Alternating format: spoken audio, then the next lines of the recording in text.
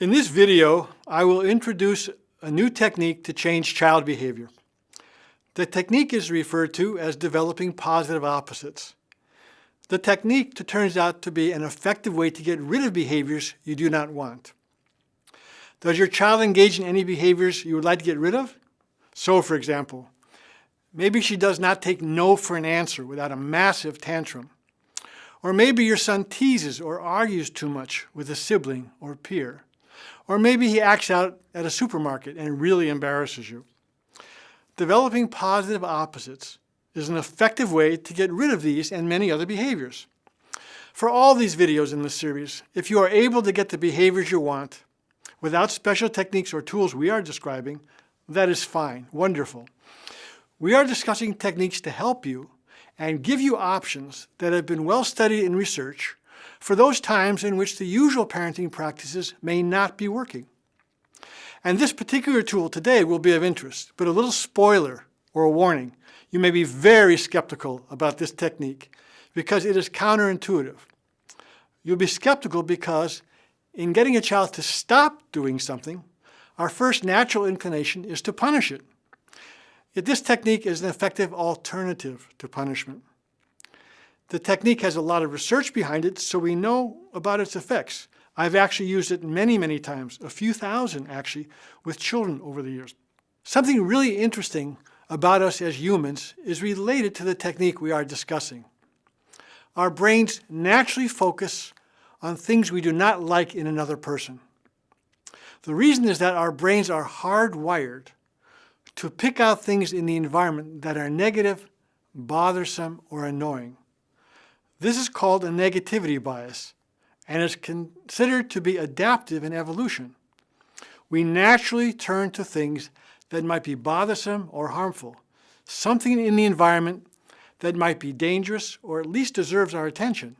And this bias carries over to our interactions in our daily life and to child rearing. So if two children are playing nicely but start to argue, we're likely to jump in and pay attention to the arguing. We'll probably just ignore them when they are playing nicely. And that negativity bias is related to today's technique. We have to go against our bias and our first impulse to run in and punish. Developing positive opposites is not a punishment technique, but still a good way to get rid of behaviors. In any case, the first part of the technique is identifying some behavior you want to reduce or eliminate in your child. This is the easy part, and it comes naturally to us. The second part is identify what you'd like the child to do instead of that behavior. It is called the positive opposite, usually because it's the exact opposite of what you want to get rid of. So you want to get rid of your children fighting over a TV show. What's the positive opposite? Sitting and watching TV together nicely. So you want to get rid of your child throwing his clothes all over the floor in his bedroom. What's the positive opposite? Placing them in his dresser or in the closet where you'd like them. So you want to get rid of your child getting out of bed again and again for a drink of water and now to the bathroom, another drink of water. What's the positive opposite? Going to bed, maybe getting up no more than once, and staying in bed once you go back to your room. You want to get rid of your child arguing and shouting at you whenever you say no to something. What's the positive opposite? Expressing anger calmly and doing what you asked. You get the picture. You know what you don't want the child to do, but what behavior exactly do you want him to do instead? Step 2 is identifying, saying exactly what that behavior is. Sometimes it's the exact opposite, and sometimes it's just a more appropriate behavior that you want in its place. Third ingredient. The third part is praising the child when you catch her doing the positive behavior. In a separate video, I talked about how to provide special praise that's effective in changing behavior. That's the praise we want here. We want to emphasize in this technique of developing the positive opposite, the slogan is, catch the child being good. But remember, our brains are wired to catch something wrong. So catching the child being good and then acting on that is not so easy. Of course, it's not being good. It's about the child doing specific behavior. So this third part is praising the positive opposite. Brief summary, 3 components. What behavior that you don't want the child to do?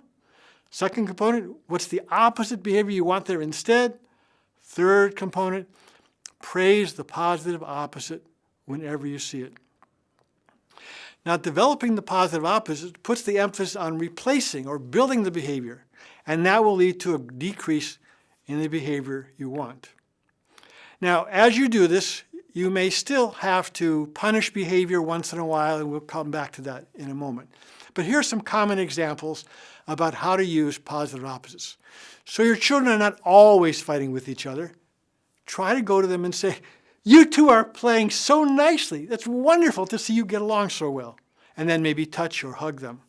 Do that a few times a week, and that will really reduce the amount of times that they fight when they're watching TV and at other times. So you say your child never goes to bed on time. Well, he may go to bed close to the time you want, and when he does, say, "It's so nice the way you went into your room and got ready for bed right away." Those things will decrease the problems.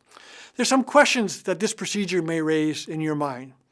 If my child does not do something I want, why don't I just tell him what he should do and punish him if he doesn't do it? Well, this is the part I mentioned that is probably counterintuitive. Telling children or one spouse or partner what to do and then reprimanding or punishing does not work very well. As a matter of fact, it usually doesn't work at all. An assumption is that if we just punish behavior, the good behavior will come through. But it doesn't work like that. Research shows that is actually false. So, for example, if you punish a person for being nasty or dishonest, that does not teach them how to be kind or honest. And if you punish a child for talking back, that does not teach the child how to speak nicely to you. So punishing some behavior usually just stops the behavior for the moment. But it doesn't really teach the skills that we want the child to have. Developing positive opposites can really lead to permanent change and decrease or eliminate the need to reprimand. Another question that comes up. So what do I do when the child still does the behavior I'm trying to get rid of? I have to do something. Yes, the positive opposite procedure is not going to work tomorrow. It takes a little while. So use mild or brief punishment. No shouting, no hitting. These can lead to other problems. A brief timeout, maybe take a privilege away for the evening or for 24 hours, but give emphasis to your praise for the positive opposite. The more you do that, the faster the behavior change. Another question that comes up, how long do we have to do this? Well, it's hard to answer because children are all different, parents are all different, and how often you do this will make a big difference. As a general rule, a couple or 3 weeks should be enough. You develop this behavior, and the negative behavior drops out. So let me summarize by telling you again what the procedure is. Developing positive opposites, definitely try this at home. It's a difficult tool to use because it doesn't come naturally. A curse of all parenting that haunts all of us is the following maladaptive thought. My child knows what to do, but he just doesn't do it. Well, this frustration actually applies to children, adolescents, and adults. It is quite common for people to know something well, but not to do it. For example, we know from our own behavior and from research that knowing and doing are not connected very well. For example, we know we should exercise more. We should be eating lots of broccoli. We should be following a Mediterranean diet. We should stay away from fast foods. We should follow through with all those New Year's resolutions. More often than not, we do not follow through. And in psychology, the technical term for that is called normal.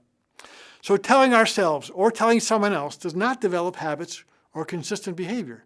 Developing positive opposites is a way to develop behavior so the child actually learns what to do, does it consistently, and has this as a habit. These videos cover many tools, and one of them is useful as a way of making permanent changes, but they usually have to be used together.